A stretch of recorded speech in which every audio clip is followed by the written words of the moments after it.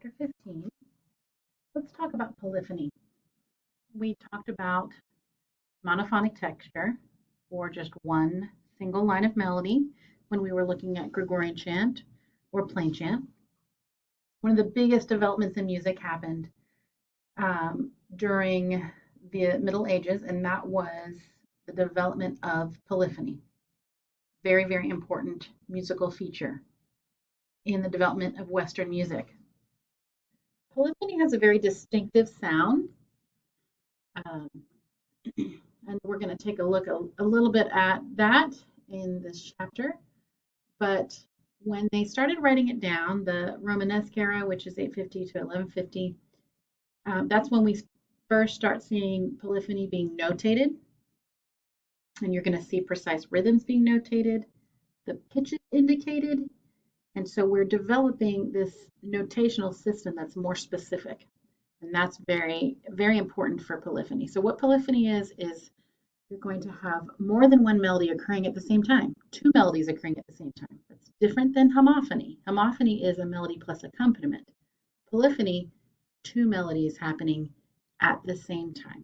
Okay, so in order to be able to hear those voices clearly and to delineate for the singers, they had to be notated. Okay, then in the Gothic era, you started getting more specific styles of individual composers, kind of centered around certain religious communities, monasteries, things like that. So different styles emerged that were very distinct. Again, when we listen to it, we won't necessarily go, oh yeah, I can totally tell that's from like the Notre Dame school. But it would have been obvious back then, the distinct styles. And they're going to vary in their texture, vary in their forms, start doing some longer extended works, things like that. So it involves something called organum, and we're going to talk about organum and what that is. Organum is the earliest type of polyphony, all right? It's basically taking Gregorian chant and you're adding a second voice, okay? So polyphony is the broader genre. Organum is the early type of polyphony. It's a type of polyphony. All right, so when we have organum, we're going to have more focus on the independence of voices. Remember, we're not all singing all together. We've got different voices singing different melodies and moving at different times. So you're going to hear lower voice, which is most likely going to be the original Gregorian chant, holding those notes a little bit longer, almost like a drone-like sound. And then the upper voices, we're moving rapidly above the lower voice of the Gregorian chant. So they were more freely composed. They had a lot more movement to them, to the point where you couldn't even listen to the music and go, oh, yeah, I can hear the Gregorian chant there. That sounds like this Gregorian chant. It couldn't even be recognizable at that point. I mentioned Notre Dame. You'll have to look up in the news about it burning a little bit ago. But Léonin was one of the first composers of polyphonic music, whose name we have known.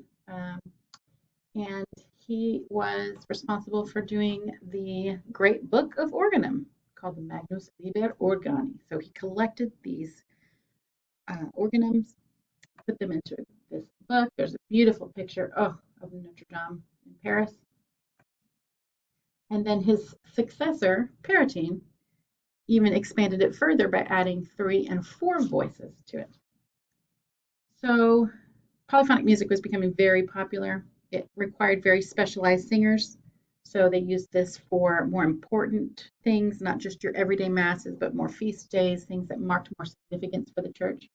And it really became a mark of distinction for different churches, the type of polyphonic music they had. So you're going to be listening to a prayer by the style of Pérotin. We won't know that it's by him, but we can assume it's very similar in style. It's a prayer in praise of the Virgin Mary. I want you to listen to the sustained bottom part that is taken from the chant, and I want you to see if you can hear the 3 different parts of the polyphony when you listen to it. The listening guide is going to have the words. It's going to tell you more about the specifics of the what to listen for. It's going to have even musical notation on there. So follow along with the music guide when you go to listen to it. Thank you.